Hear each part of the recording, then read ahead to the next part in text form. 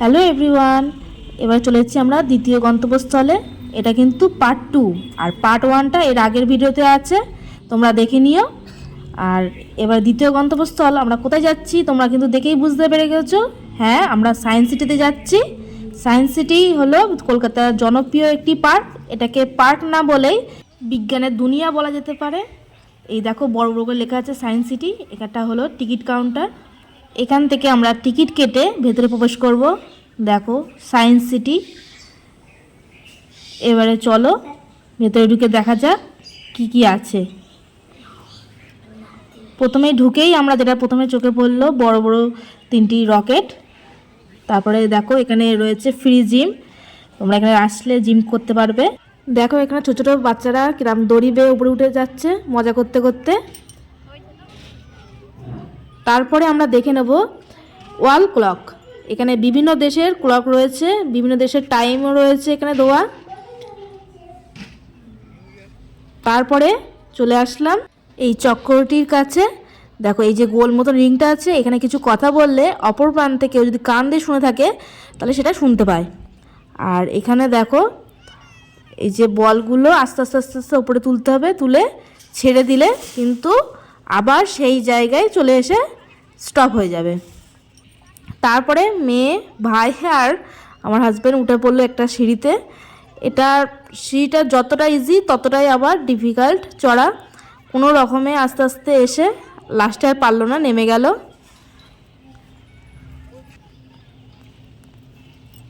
দেখো আমার মেয়ে কিন্তু খুবই এনজয় করছে বিষয়টা।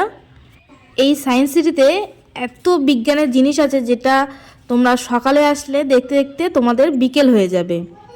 আর বাচ্চা কাচ্চাদের এটা খুবই এক্সাইটমেন্ট, এখানে আসলে বিভিন্ন জিনিস শিখতে পারবে। আর এই দেখো লোহার চাকাটা, এই চাকাটা মূলত রেসের জন্যই, এখানে দুজন থাকলে রেস করার জন্য এই চাকাটা। এখানে প্রচুর জিনিস আছে, প্রচুর অ্যাক্টিভিটি আছে। আর এই যে দেখো এখানে এই টয় ট্রেনের ব্যবস্থা আছে। এই টয় ট্রেনের মূল্য হচ্ছে পার হেড 25 টাকা করে। তারপরে দেখো চলে আসলাম আরেকটি ইলিভেশনের কাছে। এখানে এই দড়িটাকে যতটাই টানবে ততটাই তুমি ওপরে উঠে যেতে পারবে। এই সায়েন্স সিটির প্রবেশ মূল্য হলো 70 টাকা। আর তুমি যে কটা রাইড, যে কটা শো দেখবে তার জন্য আলাদা প্রাইস আছে। আর দেখো এখানে আমার ভাইয়ের একটু মন হলো যে এটা চড়বে, আর যেহেতু ও প্রচণ্ড লম্বা তার ওর পক্ষে সম্ভব হচ্ছিল না। আর এখানে মেয়ে একটা শব্দধ্বনি করছিল, মানে যেরকম মানে পাইপ সেই অনুযায়ী শব্দটা হচ্ছিল। সরু হলে সরু আওয়াজ, মোটা হলে মোটা আওয়াজ। এখানে চলে আসলাম একটা প্লেনের কাছে। এটা 2 সিটের প্লেন। এখানে তার পুরো ডিটেলসটা দেওয়া আছে, কতটা ওয়েট, কতটা লেন্থ, কতটা হাইট, কবে তৈরি হয়েছিল, এভরিথিং সব কিছু ডিটেলস এখানে তোমরা পেয়ে যাবে। এরপরে চলে আসলাম টাইম মেশিনের কাছে। আর টাইম মেশিনটা দেখে আমার প্রচণ্ডই ভয় করছিল, যে হারে বাইরে থেকে দেখছি কাঁপছে, ওপরে উঠছে, নড়ছে। আমার আর যাওয়ার সাহস হলো না, যেহেতু আমার ব্যাক পেন আছে বলে। তাই ভাইকেই পাঠিয়ে দিলাম ভেতরে যা। ও গিয়ে ভিডিওটা করে এনেছে। আর দেখো তোমাদের সাথে শেয়ার করে দিলাম সেই ভিডিওটা।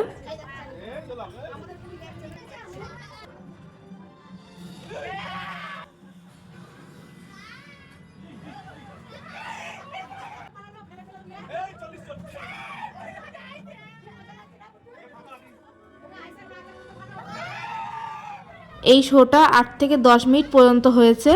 তারপরে দেখো এখানে খুলে দিচ্ছে, ভাই বেরিয়ে আসছে। ও তো বললো খুবই ভালো লেগেছে। তারপরে মেয়ে সামনে দেখতে পেলো, এই খেলাটা দেখে ভীষণই মজা পাচ্ছিল। খানিকটা আনন্দ করে মজা করে খেললো গেমটা। তারপরে চলে আসলাম এই কুয়োটির কাছে। এই কুয়োটির নাম হলো ইনফিনিটি ওয়েল, যার কোনো শেষ নেই। এখানে প্রচুর বিজ্ঞানের জিনিস আছে, বাচ্চাদের নিয়ে গেলে সত্যিই ভালো লাগবে। আর এখানে প্রচুর স্কুল স্টুডেন্ট ছিল, যা টিচাররা গাইড করে করে নিয়ে যাচ্ছিল। আর এটা হলো পাবলিক রিঅ্যাক্টর অফ হিট। এখানে হাত দিলে রিংটার ওপর হালকা গরম অনুভূতি হবে। তারপরে দেখো মানে মেন বিষয় এরা খুবই এনজয় করেছে। তারপরে একটি ঘরের মধ্যে ঢুকলো, যেখানে ইলিউশন হলো ওদের বডিটাকে দেখা যাবে না, জাস্ট মাথাটাকে দেখা যাবে। আর ওখান থেকে নিচে নেমে এলাম। নিচে নামার পরে দেখো এখানে রয়েছে যে বিল্ডিংয়ে ঢুকেছিলাম তারই মডেল। তারপর ওখান থেকে বেরিয়ে এসে দেখলাম এখানে এই কাকুটা প্রেশার দেওয়ার ফলে দেখো এখানে বাবলস উঠছে।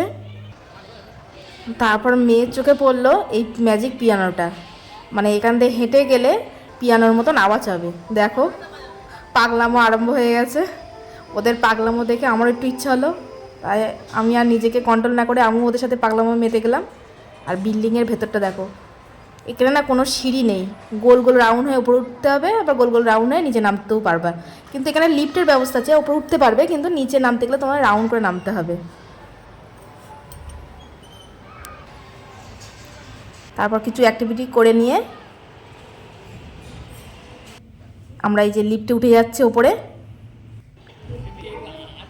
দেখো দেখো এই ইলিউশনগুলো দেখো, দেখলেই চোখের মধ্যে যেন একটা মাথা ঘোরা ব্যাপার এসে যায়। তারপরে এই মিররগুলো দেখে তো আমার খুবই ভালো লাগলো, এক একটা মিররে এক এক রকম প্রতিফলন হচ্ছে। দেখো কোনোটাই লম্বা, কোনোটাই বেটে, কোনোটাই মোটা, আবার কোনোটাই ভীষণ ছোট্ট।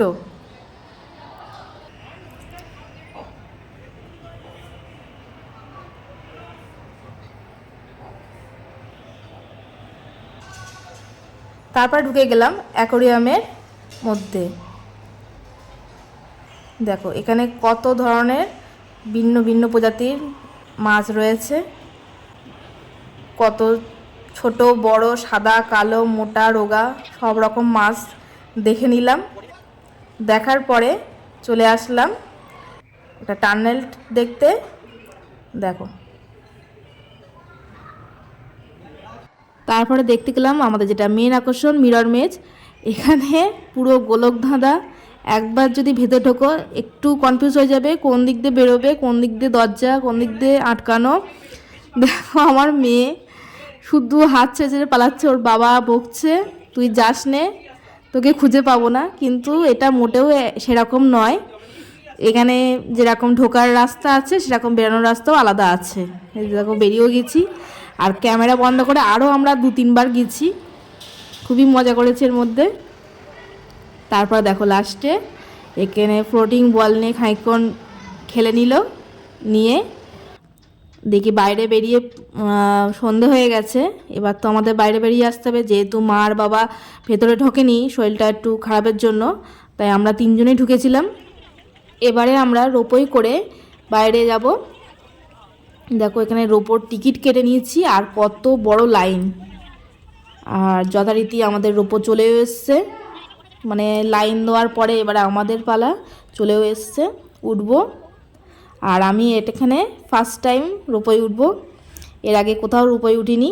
একটু আনন্দও হচ্ছিলো প্লাস ভয়ও লাগছিলো।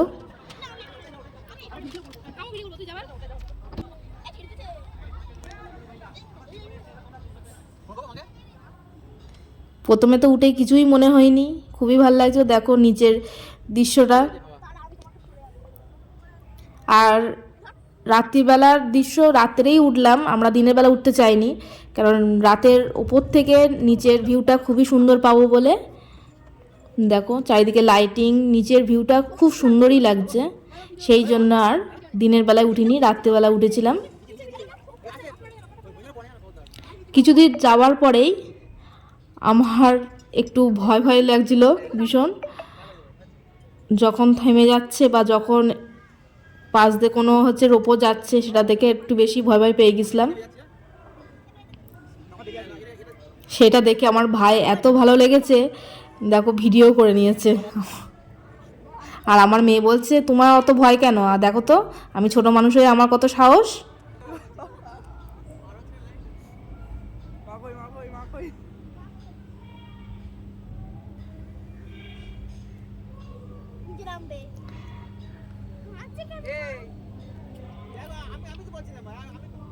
আমি শক্ত করে ধরে রেখেছিলাম যাতে আমি পড়ে না যাই। এই যে চলে এসেছি এবার বাইরে। আর এখানে এই কলটা দেখো, সবাই বলবে এই কলটা জল পড়ছে কী করে, আসলে এই কলটার পাইপটা জলের মধ্যে দিয়েই আছে। এখানে পুরোটাই সব সায়েন্সের জিনিস।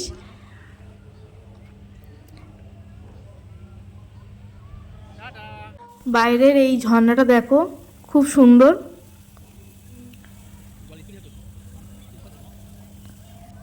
আমরা সবাই এবার টাটা করে নিলাম, এবার গাড়ি উঠে বাড়ি ফেরার পালা। আমার ভিডিওটা আমার মতনভাবে দেওয়ার চেষ্টা করলাম, তোমাদের কেমন লাগলো অবশ্যই আমাকে জানিও কমেন্টের মাধ্যমে। আর আমার কাছ থেকে তোমরা কি কি নতুন ভিডিও দেখতে চাও সেটাও বলতে পারো।